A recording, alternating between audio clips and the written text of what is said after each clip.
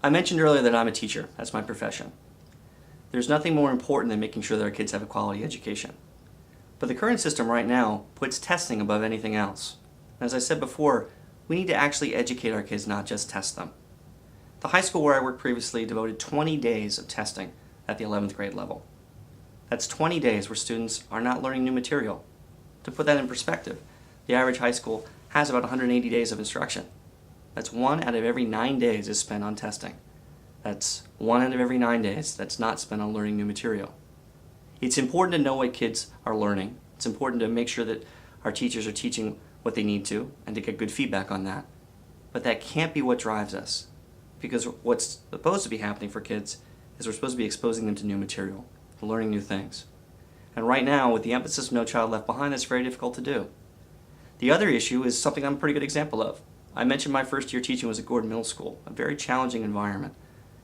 I left that position after 1 year to go and teach at a more suburban school district. That's very typical for what happens. 50% of all teachers leave the profession within the first 3 years because of the lack of support that's there. We need to create a mentoring program for young teachers where experienced teachers can work with them, provide them the skills they need to survive in the classroom. We're facing a crisis in education when it comes to getting quality people in our classrooms. We've been hearing a lot about that for the last 10 years or so.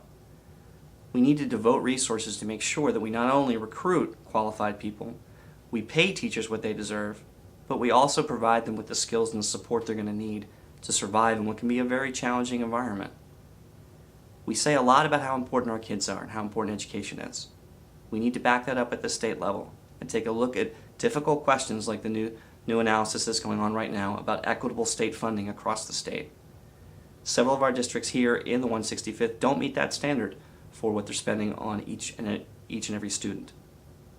We've got to make sure that the state does everything it can to take the burden off of Springfield, Marple Newtown, and Radnor school districts in terms of the state share of education spending. That's gone down consistently over the last 30 years, and we need to make sure that we're not putting the burden of education on the backs of local property tax owners. When I go to the state legislature, the first thing I can do is walk up to Jim Roebuck, who's the chair of the Education Committee, and ask for a seat on that committee. Because I've actually been in a classroom at the middle school level, at the high school level. I'm also certified to be a school principal K through 12. I know how schools work. And the first day I'm there in Harrisburg, I can be an advocate to make sure that we get the quality education that we want for each and every one of our kids.